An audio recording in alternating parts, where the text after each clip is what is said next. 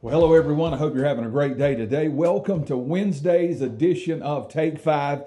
So what we're doing is we're naming 6 different hindrances to hearing the voice of God. Now there's probably many others that you could name. They come in all shapes and sizes, but these I think are the 6 most important, the ones that we need to learn to identify. Yesterday we looked at one, and that's distractions and busyness, and man, that's a big deal.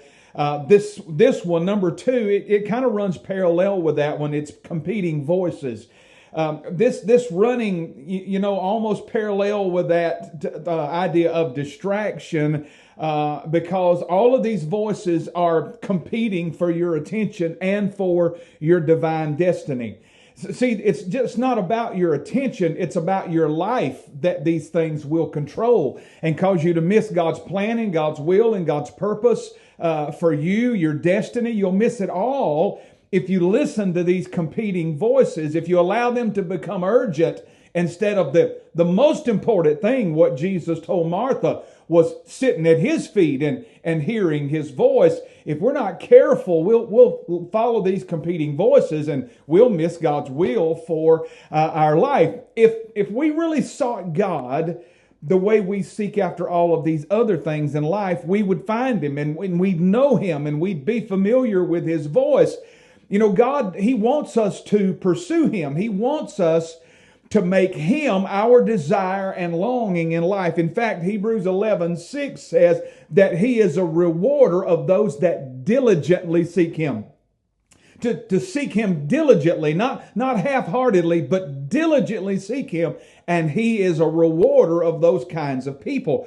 So to seek the Lord is to pursue knowledge of His personality and of His character and of His divine standards. It means that we're striving to learn who He is by making ourselves familiar with His Word, and ultimately we're making ourselves familiar with His voice as He speaks to us in our heart, in our spirit. We should be more aware and more knowledgeable of God's voice than any other voice that is competing for our lives, if we make His voice urgent and we shift all of these other things to the back burner. Romans chapter 13, verses 11 through 14 from the Message Bible says this: "But make sure that you don't get so absorbed and exhausted in taking care of all your day-to-day obligations that you lose track of time and doze off, oblivious to God." Let's just stop right there. Let's don't read any more of that. Think about what he's saying there. All of these day-to-day things that we do, don't get so absorbed in all of these competing voices that we lose track of time and doze off, oblivious to God. Competing voices will hinder us from hearing the voice of God. Number 3, an unprepared heart. In Matthew 13, Jesus told a parable about a sower that sowed good seed, but it fell on 4 distinct types of soil.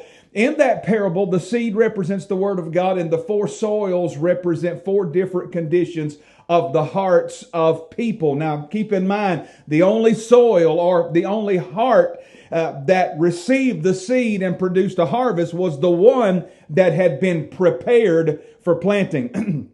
Jesus talked about the 4 types of soil there. He said, as he sowed, some fell along the wayside or along the pathway.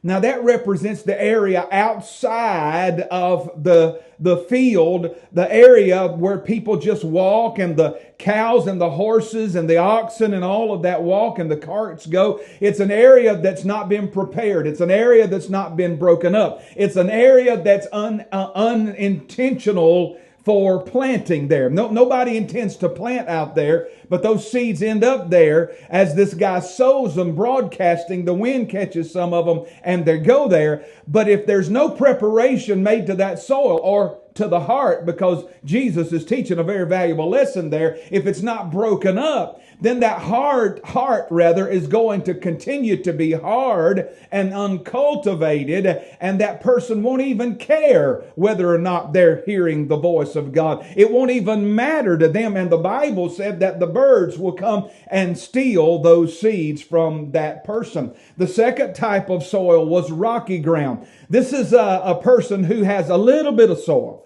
They're just only about this deep because their heart is full of rocks and hard places. Again, this is unprepared soil, and they're not going to be able to receive the Word of God and hear the voice of God because their heart's not prepared. The third type was soil that had thorns in it, and briars and brambles and things of that nature. And again, this is a person whose heart is not ready, not prepared, and they're not going to be able to hear the voice of God. The thorns, Jesus said, represented the cares of the world, the deceitfulness of riches, and of so many other things.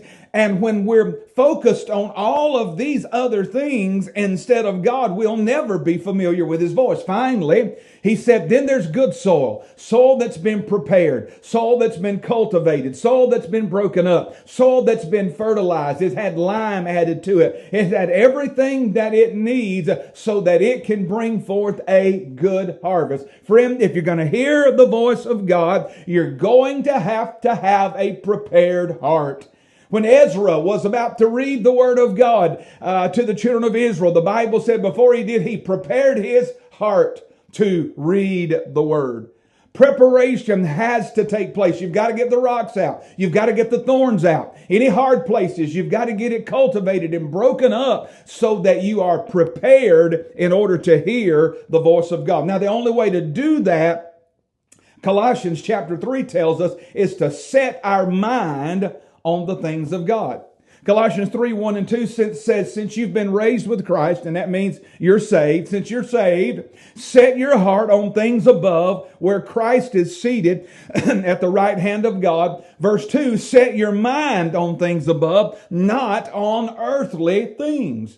So we've got to set it. It's something that we intentionally have to do. We have to make a decision. If we're going to hear God, we're going to have to set our mind on things above and not on things on the earth. This really can go all the way back to our first 2 points with busyness and distraction and competing voices, because all of those things are things of this earth. So we've got to set our mind like a thermostat. We control what the atmosphere and what the temperature is by where we set our mind. Because if we don't set our mind, if we don't intentionally do something with our thought life, our mind is going to go where it's set. Our lives are going to follow what our mind is set on. And if our mind is set on all of the things in this earth realm, we're not going to be able to hear the voice of God. You know, when we don't apply our minds during a worship service or a sermon or a Bible study or even our personal devotion, our minds are always going to default to where they are set at. And that's why it's so important that we set them on things above so that we'll have a prepared heart so we can hear God when He speaks to us. That's how we get hindrances out of our life, the things that are keeping us from hearing God's voice. Hey, it's been good being with you today. I look forward to being with you tomorrow on Thursday's edition of Take 5. Till then, God bless you. Have a great day. Hey, trust the Lord, my friend. He will never fail you.